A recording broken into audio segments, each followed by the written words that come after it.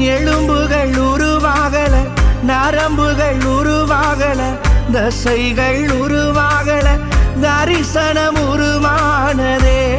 தாய் கருவிலே தரிசனம் உருவானதே. எப்படி பாவுமக்கு நன்றி சொல்லுவ, சொல்ல வார்த்தையே இல்ல. நீங்க போதும் என் வாழ்க்கை முழுவதும் வேறு ஆசையே இல்ல. எப்படி பாவுமக்கு நன்றி சொல்லுவ,